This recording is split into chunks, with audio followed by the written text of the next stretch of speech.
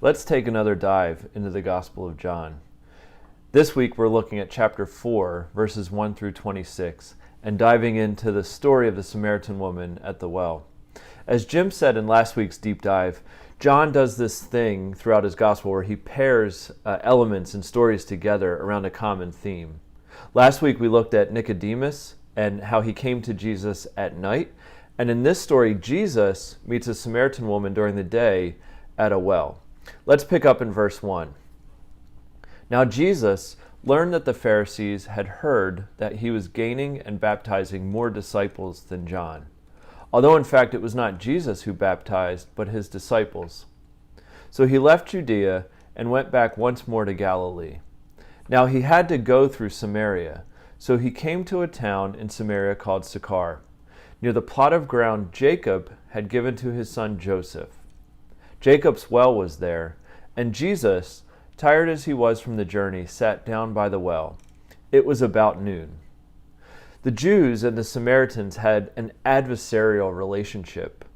In fact, most Jews traveling this way would go miles out of their way in greater distances just to avoid passing through Samaria. The most prominent feature in this passage, just as with Nicodemus, is this dialogue between Jesus and the Samaritan woman that proceeds from this point.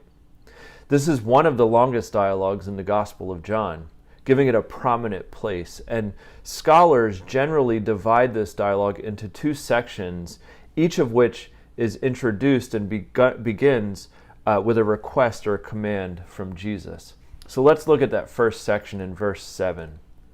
When a Samaritan woman came to draw water, Jesus said to her, "Will you give me a drink?" His disciples had gone into the town to buy food. As Jesus makes this request for water, he brings forth imagery from 1 Kings, this imagery of Elijah asking the widow of Sidon for a drink. In both occurrences, a man is interrupting a woman engaging in household work and requesting this gesture of hospitality. The parallel between Jesus and Elijah here brings forth the image of Jesus as a prophet into this encounter.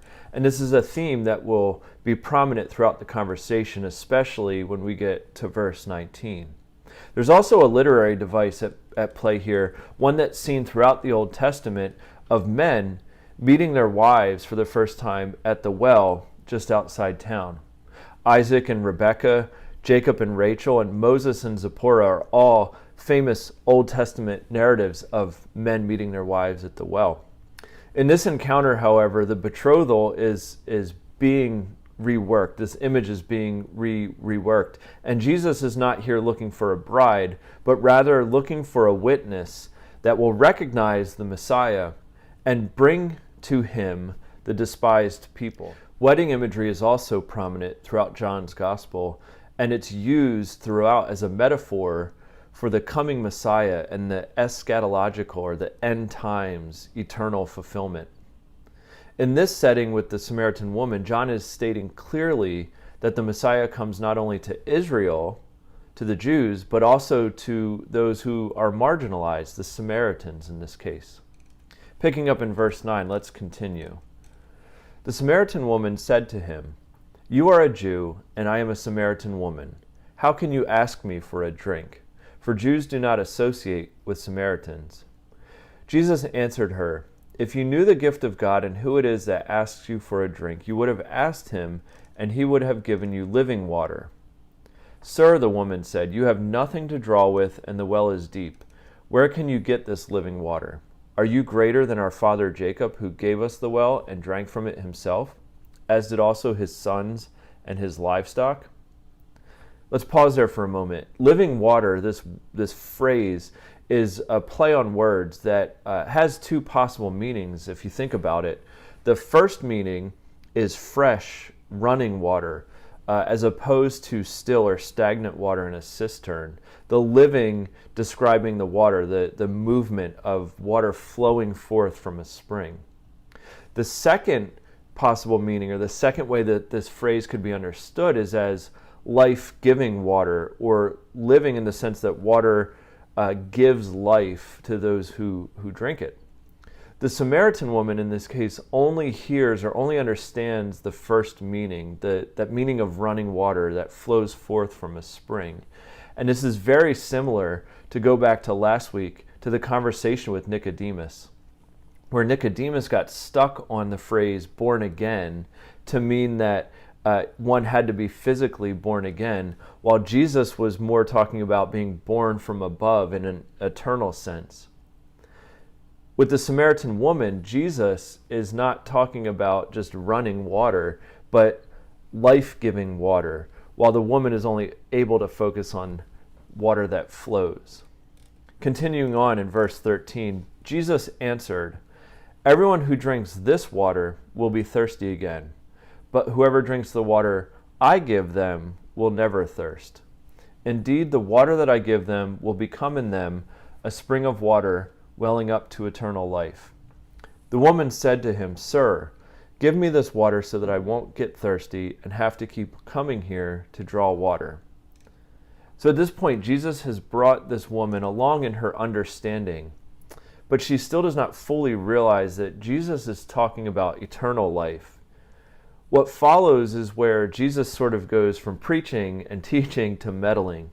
He takes this metaphor, this talk of living water and this imagery of meeting at the well, and he grounds the truth in the woman's own life, in her own experience.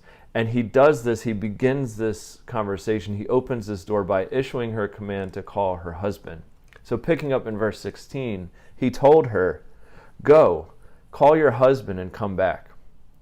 "I have no husband," she replied. Jesus said to her, "You are right when you say that you have no husband. The fact is you have had 5 husbands, and the man you now have is not your husband. What you have just said is quite true." "Sir," the woman said, "I can see that you are a prophet. Our ancestors worshipped on this mountain, but you Jews claim the place where we must worship is in Jerusalem." The woman confesses that Jesus is a prophet, going back to that imagery of Elijah asking for water.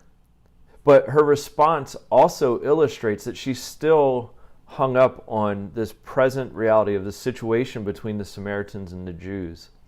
The Samaritans worship at the well of Jacob, while the Jews worship in Jerusalem and claim that and teach that the true worship must occur in Jerusalem, and that's just the way it is. So let's continue on in verse 21. "Woman," Jesus replied, "believe me, a time is coming when you will worship the Father neither on this mountain nor in Jerusalem. You Samaritans worship what you do not know. We worship what we do know, for salvation is from the Jews. Yet a time is coming and has now come when the true worshipers will worship the Father in the Spirit and in truth, for they are the kind of worshipers the Father seeks. God is Spirit, and his worshipers must worship in spirit and in truth."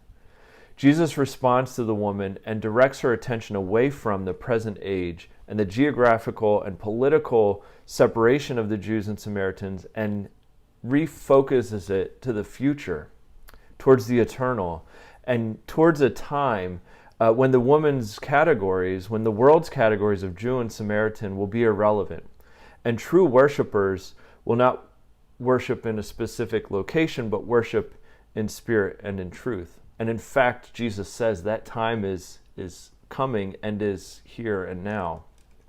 Picking up in verse 25, the woman said, "I know that Messiah, called Christ, is coming, and when he comes, he will explain everything to us."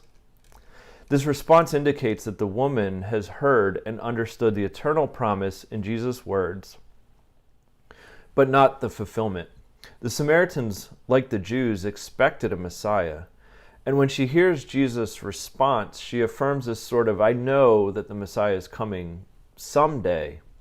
But the gospel truth, the truth that Jesus is proclaiming, is that the eternal kingdom, that he is here and now. And in verse 26, Jesus declared, "I, the one speaking to you, I am he." And Jesus there proclaims that he is the Messiah. The conversation ends here with this I am statement as the disciples return and interrupt. But the woman becomes the first evangelist, taking her new spiritual understanding to the people in her town, and as a result, many come to believe in Jesus because of her testimony. Thank you for joining me on this deep dive. I hope that you'll join us this Sunday morning for worship, and let's see together what the preacher does with this text.